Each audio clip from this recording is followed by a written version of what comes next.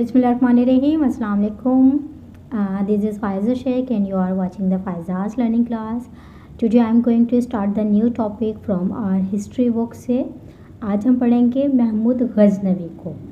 महमूद गज़नवी सुबक्तगीन जो थे ना, बेसिकली उनकी पैदाइश हुई थी 2 अक्टूबर 1971 में और इनकी डाइड हुआ था 30 अप्रैल 1030 को. ये अपने इंतकाल के वक्त जो थे ना, सल्तनत गज़नविया का हुक्मरान थे. उन्होंने गज़नी शहर को दुनिया के दौलतमंद तरीन शहरों में तब्दील कर दिया था और इनकी जो वसी सल्तनत जो थी ना, मौजूदा मुकम्मल अफ़गानिस्तान, ईरान और पाकिस्तान के कई हिस्से और शुमाल मगरबी भारत में शामिल है ना. अगर हम तारीख़ देखें तो तारीख़ इस्लामिया जो है, इसका पहला हुक्मरान थे जिन्होंने सुल्तान का लक़ब इख्तियार किया था. बेसिकली सुबक्तगीन और महमूद गज़नवी का 20 साल की हुकूमत के बाद इंतकाल हुआ. इन्होंने 20 ईयर्स हुकूमत की. उसके बाद इनका बेटा जो है वो महमूद गज़नवी तख्त पर बैठ गया. महमूद ख़ानदान जो था ना, सुबक्तगीन का सबसे बड़ा बादशाह हुआ करता था. अगर हम इस्लामी तारीख़ के मशहूर हुक्मरानों में से ये एक हुक्मरान था. हिंदुस्तान पे इसने 17 हमलों के 22 शोहरत की बुलंदियों पे पहुंच गया था. आपको पता है, महमूद बचपन से ही बड़े जो थे ना, निडर थे, बहादुर थे. अपने माँ बाप के साथ कितनी लड़ाइयों में हिस्सा ले चुके थे. बादशाह होने के बावजूद इन्होंने सल्तनत को बड़ी वसअत दी थी. ये महमूद गज़नवी एक कामयाब सपा सालार थे, फातिहा भी थे. शुमाल में इनके ख्वारिज़म और बुखारा पे कब्ज़ा कर लिया था ना, तो समरकंद के इलाके के छोटे छोटे हुक्मरानों ने इनकी अतात कबूल कर ली थी. इसने पहले बुखारा और फिर समरकंद का शुगर के एक कह लें अहले खाने हुक्मरानों के कब्ज़े में थे. तो ये तमाम जो चीज़ें जो हैं महमूद गज़नवी की, आज हम जो हैं इसमें पढ़ेंगे. महमूद गज़नवी जो थे अदलो इंसाफ, इल्म व अदब की सरपरस्ती के बाइस भी मशहूर हैं. इनका दौर बहुत ज़्यादा मशहूर था, मशहूर शख्सियतों में से समझा जाता था. तो हम स्टार्ट करते हैं. Mahmud Ghaznavi who never knew defeat, जो डिफीट के बारे में नहीं जानते थे. Most people in Central Asia from where the Aryans had come into Hindustan had adopted Islam. Among them had appeared many great warriors who had won fame for themselves and founded large empires. One such warrior was Subakhtagin. In AD 977, Subakhtagin had declared himself the king of Ghazni. It is an old city to the southwest of the Kabul in Afghanistan. His kingdom included parts of the Khorasan, Sistan and Afghanistan. All to the north of Pakistan, a Hindu Raja named Jaipal happened to rule over what is now Punjab and the frontier province. He became alarmed at Subaktagin's growing power and ambitions. He raised a strong army and induced the Hindu Rajas of Delhi, Ajmer, Kalinjar and Kanauj to join with them. Subakhtagin soon came to know about his designs for war. He brought at the Khyber Pass an army against him in an open conflict in the Peshawar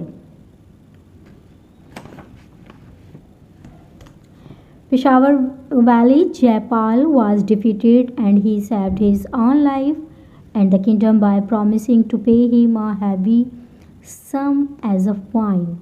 But once he was safely back in Lahore, the cunning Raja backed out. Thereupon Subakhtagin rushed down the Khyber Pass again. He fought another battle near Peshawar and again defeated the Hindu armies.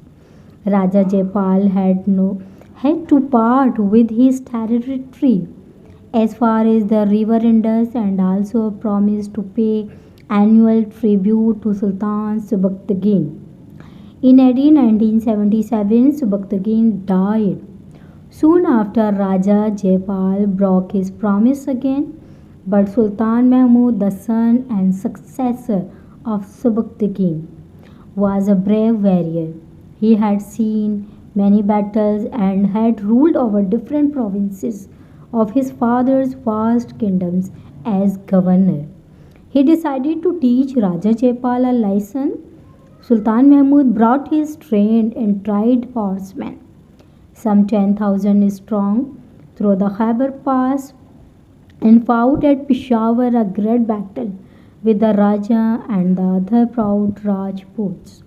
The Rajput armies greatly outnumbered Sultan Mahmud's soldiers, but the leaderships of the young sultans and the courage of his tried to soldier finally won Sultan Mahmud that battle.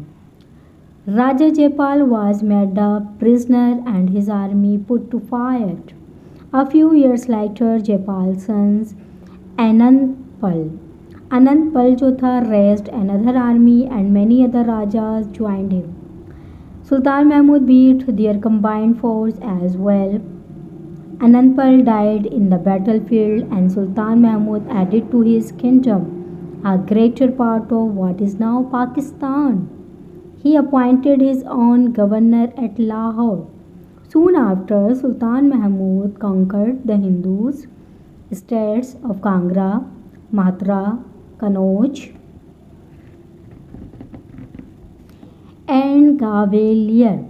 In AD 126, he defeated the combined forces of the great Hindus Rajas at Somnath in Gujarat, Kathiawar on the sea coast.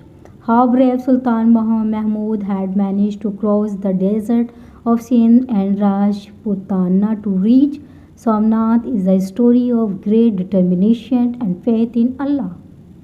During his long reign of 30 years, Sultan Mahmud comes down the Khyber and other passes as many as 17 times, and each time he had defeated and left the local Rajas weaker than before. The Aryans, who had thousands years before him marched into the plains of the Hindustan, had permanently settled here. But Sultan Mahmud and his armies always went back after defeating the Hindus Rajas. He, however, always took with his rich booty as the prize of his victories. Sultan Mahmud was a great military commander and fearless soldier. He was a wise ruler too. He put to good use huge wealth which he had collected through his conquest. He had received good religions, educations, and was Hafiz Quran. He was a great patron of the arts and education. The famous Persian poet Ansari Farooqi Asjadi and Firdausi lived at this court. The name of Al-Biruni stand out a great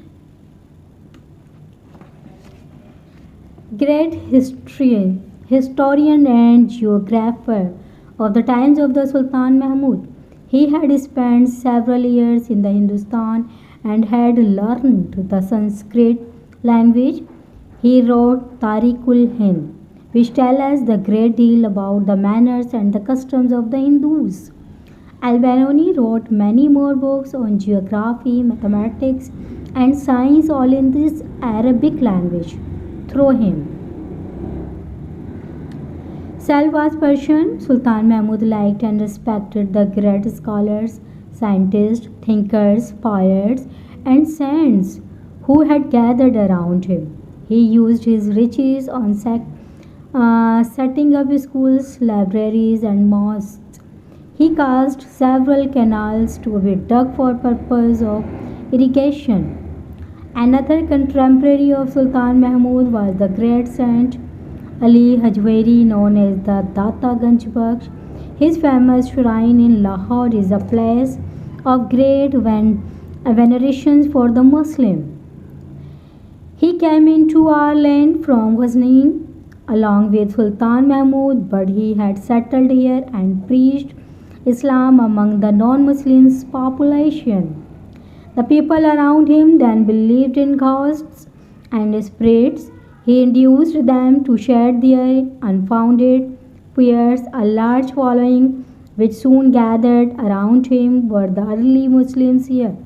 He wrote several books, the most famous of which is Kashaful Mahjoob. Hazrat Data Ganj Baksh lies buried in a mosque that he had built in Lahore. It was perhaps the first mosque in this region.